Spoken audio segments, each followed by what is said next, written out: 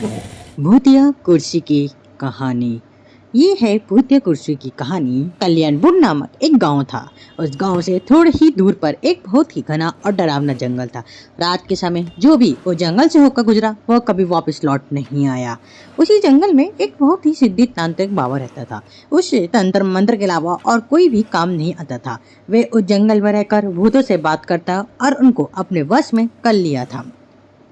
कभी कभी गांव में किसी की तबीयत खराब होती तो वो लोग उसके पास जाते और वह तांत्रिक अपने तंत्र मंत्र से उन लोगों को ठीक कर देता था। गांव के लोगों को उस तांत्रिक पर बहुत विश्वास हो गया था। उन लोगों का लग रहा था कि तांत्रिक हमारे और हमारी गांव की रक्षा बनकर आया है, लेकिन उन्हें पता ही नहीं था कि वह तांत्रिक अपने जादू मंत्र से धीरे धीरे गांव के एक एक आदमी को गायब कर रहा है। तांत्रिक ने अपने पास ही एक कुर्सी रखी थी। वो कोई मामूली कुर्सी नहीं थी। जब भी वो पूजा पाठ करता उस कुर्सी पर बैठ कर करता ताकि वह सिद्धि तांत्रिक बन सके और जो चाहे वह कर सके। कुछ समय बाद ही गांव में हड़कंप मच गया कि आखिर हमारे गांव के लोग धीरे धीरे कहाँ गायब हो रहे हैं। फिर उन्हें उस तांत्रिक बाबा पे शक हुआ और एक दिन गांव के कुछ लोग उस जंगल की ओर चल दिए, ये पता करने के लिए कि आखिर हमारे गांव के लोग अचानक गायब कहाँ हो जाते हैं। वही लोग धीरे धीरे जंगल में बहुत ही अंदर चले गए। जंगल एकदम घना और डरावना था। थोड़ी ही दूर आगे जाने के बाद उन्हें एक रोशनी जलती हुई नजर आई। फिर वो लोग वहां जाते हैं और देखते हैं कि तांत्रिक एक बहुत ही पुरानी कुर्सी पर बैठा है। वह तांत्रिक अपने पैर के नीचे एक आदमी को दबा के रखा है जो कि बेहोश हालत में था। जब गांव वाले उसे नजदीक गए तो पहचान लिया कि ये तो हमारे गांव का आदमी है जिसको हम लोग सुबह से ढूंढ रहे हैं। गांव वालों को देखकर तांत्रिक वहां से भागने लगा। तभी गांव के सारे लोग उसे चारों तरफ से घेर कर पकड़ लिए और पेड़ में बांध दिया। फिर पूरे जंगल में आग लगा दिए। उस आदमी को लेके अपने गांव लौट आए। अब उस तांत्रिक ने देखा कि गांव वालों ने जंगल में आग लगा दी है, अब तो मैं नहीं बचूंगा। वे बहुत चिल्लाया, मुझे बचाओ, मुझे बचाओ, मुझे बचाओ, लेकिन उसे कोई बचाने नहीं आया और धीरे धीरे आग की लपेट तांत्रिक के पास गई और वह आग में जलकर मर गया। लेकिन उसकी कुर्सी जैसी थी वैसी ही रही। उसे एक आंच तक नहीं आई क्योंकि तांत्रिक ने उस कुर्सी को जादू मंत्र से बनाया था। ये बात किसी को भी पता नहीं चली और वह तांत्रिक मरने के बाद भी नहीं मरेगा।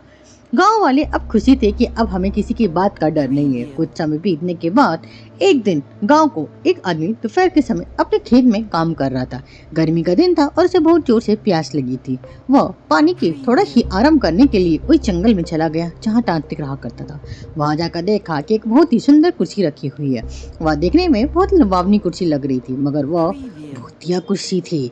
वह आदमी उसे लेकर अपने घर आ गया। उस कुर्सी को देखते ही मन के एकदम खुश हो जाता था।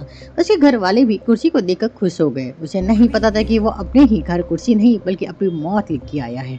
जैसे ही वो कुर्सी पर बैठा तभी कुर्सी ने उसे पकड़ लिया। उसके घर वालों ने बहुत कोशिश की लेकिन उसने उस कुर्सी को उठा नहीं पाया। देखते ही देखते ये बात पूरे गांव में आग की तरफ फैल गई। गांव के लोग भी बहुत कोशिश की उस कुर्सी को अलग कर सके, लेकिन वह लोग भी असफल हो गए। उसे काटने तोड़ने की भी कोशिश की लेकिन उस कुर्सी का कुछ नहीं हुआ। थोड़ी देर बाद गांव वालों के सामने ही उस कुर्सी ने अपनी ही आग लगा गई। देखते ही देखते वो कुर्सी जलकर राख हो गई और वो आदमी तड़प तड़प के मर गया। उसके मरते ही वो आदमी और उसकी जली हुई राख सब के सब गायब हो गए। ऐसा लग रहा था कि यहाँ कुछ हुआ ही नहीं।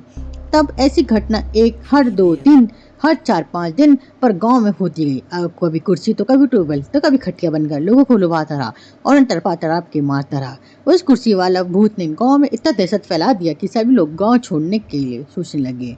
फिर एक आदमी ने इन सब से बचने का उपाय किया। वह एक साधु बाबा के पास गया और अपने गांव में होने वाली सारी घटना के बारे में बताया।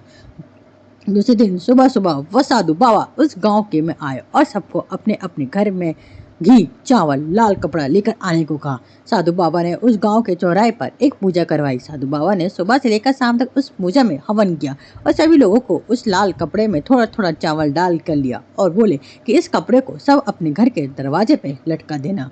अब से कोई तुम्हारा कुछ नहीं बिगाड़ पाएगा। सारे लोग ने ऐसे ही किया जैसे साधु बाबा ने बताया। उस दिन से उस भूत ने किसी को कुछ नुकसान नहीं किया और गांव में लोग बिना डर के अच्छे से रहने लगे। सो दोस्तों, कैसी लगी ये कहानी? मुझे आशा करती हूँ कि आपको ये कहानी अच्छी लगी होगी और अच्छी लगी है तो लाइक करिएगा, सब्सक्राइब करिए और शेयर करिए ऐसी हॉरर कहानी सुनने के लिए।